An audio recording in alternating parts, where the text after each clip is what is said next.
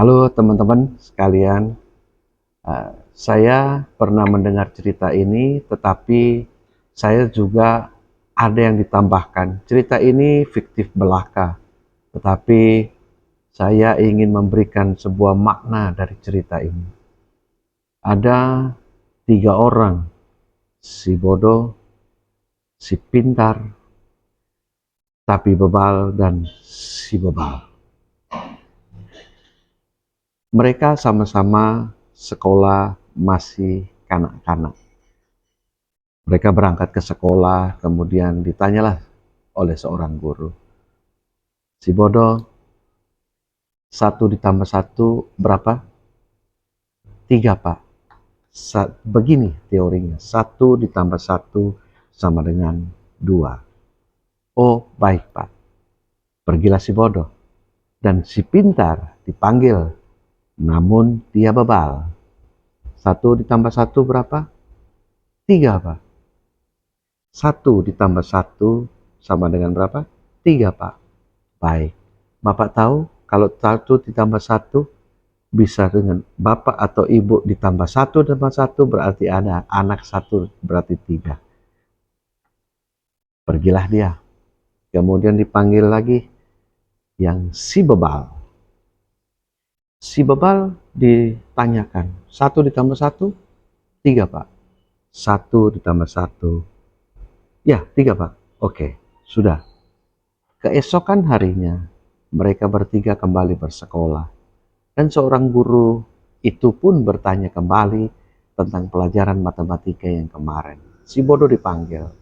1 ditambah 1, 3, Pak. Karena Bapak sudah tak kasih tunjuk kepada saya sebuah teori di mana 1 ditambah 1 sama dengan 2. Kemudian si pintar namun bebal, dia tetap berkata 3 ketika ditanya oleh sang guru. Karena dia yakini bahwa 1 itu adalah bapaknya dan yang 1 lagi adalah ibunya, sehingga melahirkan dia menjadi 3. Kemudian si bebal 1 ditambah 1 tetap 3. Kalau 3 bapak mau apa? Nah itu bebal, tapi bodoh. Nah, dari cerita ini kita melihat fenomena yang ada bahwa banyak orang yang sudah mengerti tentang teori dan dia mempraktekkan, dulunya mungkin bodoh menjadi seorang yang pintar. Itulah hidup yang seharusnya kita lakukan. Tetapi pintar kemudian tetap bebal, dia akan berkata tetap 3 karena 1 itu adalah orang tuanya. Kadang pintar tapi bebal, dia bisa menggiring orang untuk mengerti apa yang dia pikirkan. Padahal itu salah, karena konteksnya sudah berbeda. Kemudian si bebal juga datang dan ditanya lagi keesokan harinya. 1 ditambah 1, 3. Kalau 3 bapak mau apa? Karena dia bodoh, tapi dia bebal. Kehidupan boleh saja Anda bodoh, tetapi ketika Anda belajar dan mengerti tentang teori, maka Anda menjadi orang yang pintar. Di muka bumi ini membutuhkan orang-orang yang pintar dan tulus. Bukan membutuhkan orang-orang yang pintar tapi bebal. Juga tidak membutuhkan orang yang bebal sama sekali. Kita banyak orang yang berkata jujur, tetapi karena dia pintar, bisa menggiring opini kepada apa yang dia pikirkan, maka dia disebut orang pintar tapi bebal. Ada juga yang memang bebal, tidak tahu apa-apa, dan sok tahu, tetapi dia memang betul-betul tidak tahu. Itulah orang bebal. Sok tahu, tapi benar-benar tidak tahu, itulah orang bebal. Tapi orang bodoh, dia tahu bahwa dia tidak bisa, maka dia belajar bagaimana mencapai sebuah kebenaran.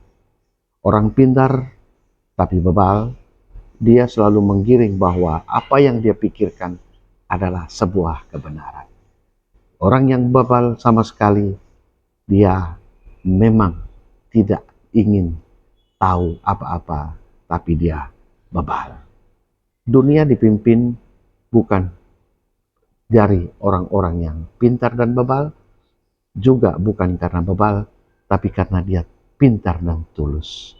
Kita melihat fenomena sekarang ini, ada yang pintar, kita harus waspadai.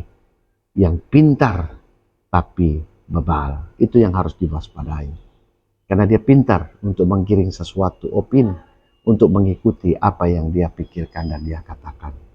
Tapi kalau pintar tapi tulus, dia betul-betul tulus untuk mengatakan yang sebenarnya. Itulah fenomena yang terjadi di sekitar kita. Dan saat ini juga lagi viral. Oleh sebab itu, ketika Anda hidup, walaupun Anda bodoh, Anda belajar, Anda orang pintar. Tapi Anda ketika pintar, jangan jadi orang bebal. Karena pintar tapi bebal, dia akan menggiring seseorang kepada sebuah jurang yang sungguh-sungguh dalam, dan semakin dalam dia menggalinya. Dan juga jangan menjadi orang yang bebal dan tidak tahu apa-apa. Jangan sok tahu. Kalau Anda tidak tahu, jangan bebal. Karena hidup ini adalah isinya orang-orang yang bermacam-macam. Itu pesannya dari cerita saya. Salam perubahan dari saya, Mulyono Subroto, motivator perubahan satu-satunya di Nusa Tenggara Timur.